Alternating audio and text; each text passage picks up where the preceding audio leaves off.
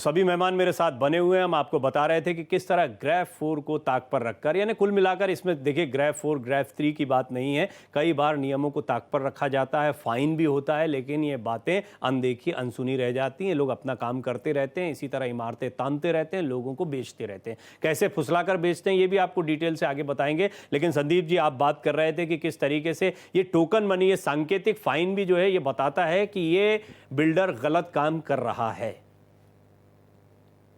बिल्कुल डॉक्टर साहब, देखिए बात यह है कि आप उस अखबार से उम्मीद नहीं कर सकते जो एम3एम का विज्ञापन अपने फ्रंट पेज पे निकालता है। तो जो सबसे बड़ी बात है, हम क्या करते हैं, हमें जब कोई फ्लैट लेना होता है तो हम तो पहले अखबार का पन्ना पलटते हैं कि कौन बिल्डर छोटे पेज पे अखबार विज्ञापन दे रहा है, कौन बड़े पेज पे विज्ञापन दे रहा है।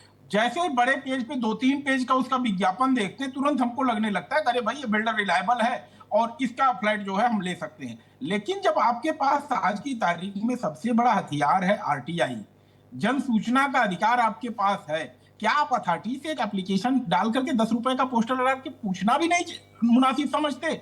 इन्वेस्ट करने से पहले जिसको हम पैसा देने जा रहे हैं वो क्या अथराइज है या सिर्फ रेरा का रजिस्ट्रेशन लिख देने से उसने रेरा का कंप्लायंस कर दिया? डेफिनेटली नहीं। क्यों? क्योंकि मैंने कहा आपसे कि किसी भी बिल्डर को खड़ा करने में 4 लोगों का हाथ होता है। पहला, एक राजधानी में बैठी हुई सरकार, दूसरा अथॉरिटी, तीसरा पुलिस और चौथा मीडिया। जो मीडिया को मैनेज कर लेता है, जो पुलिस को मैनेज कर लेता है, जो अथॉरिटीज को मैनेज कर लेता है और सरकार की जिसके ऊपर कृपा रहती है, वो सबसे बड़ा बिल्डर बन ये खड़ा हो संदीप जाता जी है। आपने बहुत इंपॉर्टेंट एक इशू उठाया है और इसको भी नहीं छोड़ूंगा। आज तैयारी इसकी भी है, आज इसको हमने शामिल किया बकायदा। आप चर्चा में अलग इसको पहले ले आए हैं, लेकिन ये छोटी सी चर्चा हम कर लेते हैं, उसके बाद में डिटेल में बताएंगे एक रिपोर्ट के जरिए कि कैसे ये लोगों की आंखों में जो धूल झोंकना होता है ना, वो यही विज्ञापनों का खेल होता है, जिसका जिक्र संदीप जी ने थोड़ा किया है। थोड़ी देर आप इंतजार करिए तो आपको दिखाएंगे कि कैसे इन्होंने आंखों में धूल झोंकी है। लेकिन सुबोध जी, ये बात सही है कि इन्होंने सब कुछ मैनेज कर रखा है। हम कहते हैं सिस्टम की बात तो करते हैं, लेकिन सिस्टम जो है वो मनी से रन होता है। पैसा इनके पास अकूत है, जहां देखो वहां पैसा दे। इसका भी तो कोई चेक एंड बैलेंस होना चाहिए। जब आप अपना इन्वेस्टिगेशन करते हैं तो इस सिस्टम के प्रति आपके मन में क्या भाव आता है या कितनी चिंता पैदा होती है?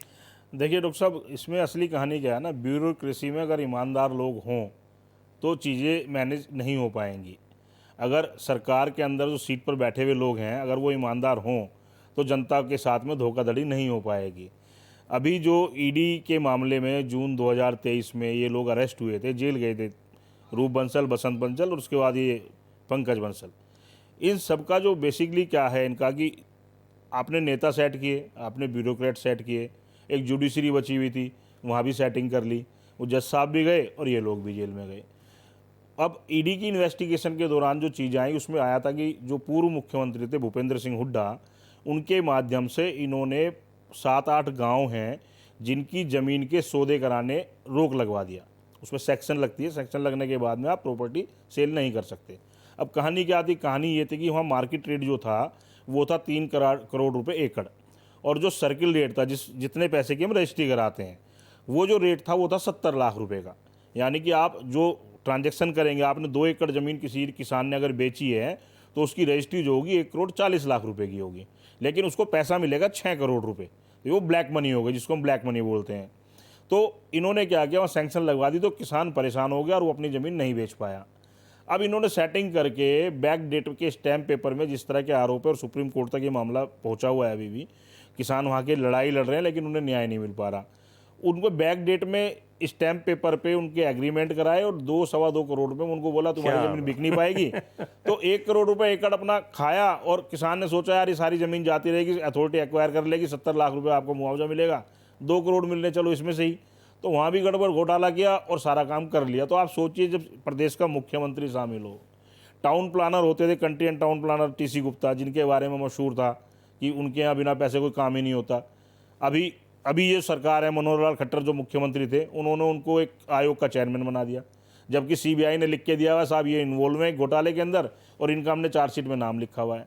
तो जब सरकार ब्यूरोक्रेसी में जो बैठे हुए भ्रष्ट लोग हैं उनको सत्ता में शामिल करेगी, उनका महिमा मंडन करेगी, तो भ्रष्ट ब्यूरोक्रेट्स को डर क्यों लगेगा? तो ये सारा खेल ये है बड़ा तालमेल का इंपॉर्टेंट है। और साठ देखिए, गांठ का है। मैं तो आपकी बेबाकी को सैल्यूट करता हूं। ऐसे पत्रकारों की बहुत ज़्यादा ज़रूरत है जो खुलकर बेबाक बोलते हो। नहीं तो हम देखते हैं कि बहुत ज़्यादा सोचकर, और आजकल नेताओं के आगे पीछे ज़्यादा दिखाई देते हैं, अधिकारियों के आगे पीछे ज़्यादा दिखाई देते हैं लोग। नियमपाल जी, अल्टीमेटली डर तो फिर पुलिस का ही होता है। लेकिन मैं जो पहले सवाल कर रहा था वही दोबारा आपके सामने रखूंगा। दबाव में पुलिस भी होती है। हम जानते हैं कि पुलिस का डर एक सामान्य लोगों में तो बहुत ज्यादा होता है, लेकिन जो जितना बड़ा हो जाता है फिर उसके मन से क्या डर निकलता चला जाता है, क्योंकि सिस्टम उसकी जेब में होता है, ऐसा उसे लगता है। नहीं, बिल्कुल सही है। मैं इत्तेफाक रखता हूँ आपकी बात से, क्योंकि इसको रूल्ड आउट नहीं किया जा सकता।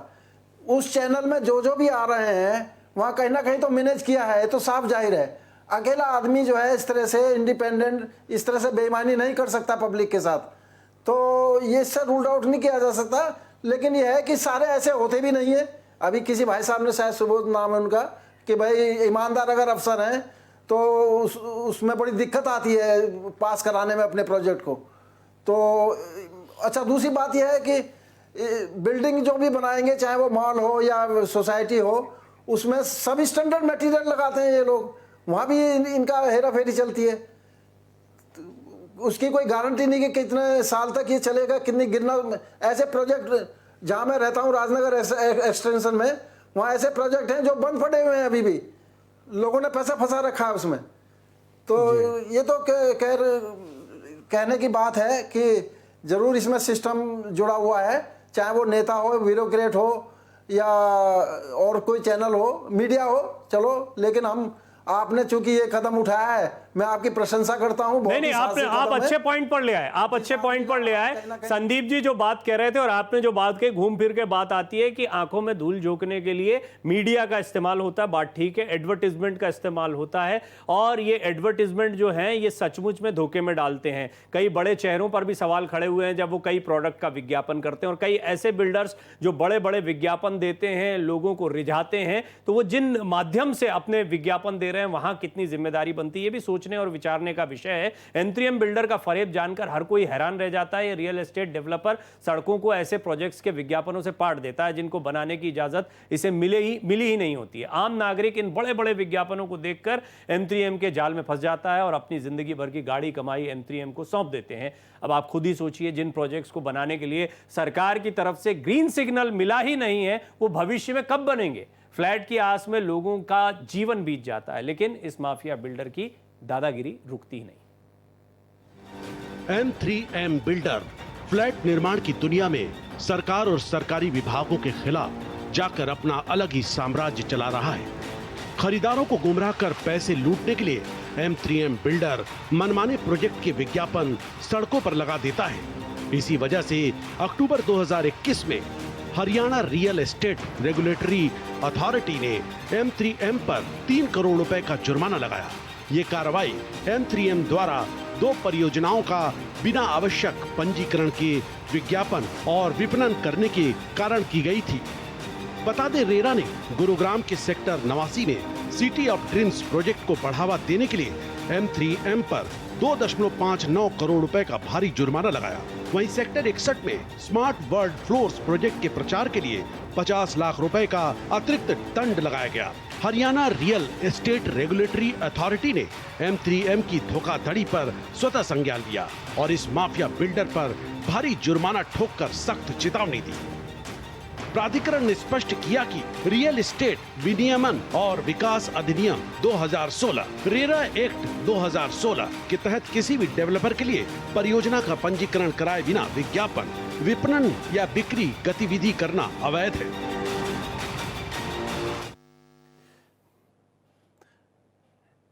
देखिए, चर्चा को अब इस मोड़ पे रखना पड़ेगा, नहीं तो ये बड़ा बिखर जाएगा मामला। क्योंकि ये भी बात सही है कि विज्ञापन लेकर कोई जब आता है तो विज्ञापन दाता होता है, और विज्ञापन दाता भी ऐसा हो जिसके विज्ञापन कई जगह चल रहे हो, तो कई मीडिया हाउसेस भी उसको लेते हैं और उसमें एक नीचे लाइन डाल देते हैं कि इनकी जिम्मेदारी है, और या विज्ञापनों को लेकर जो भी पॉलिसी होती है उसका स्पष्टीकरण होता है।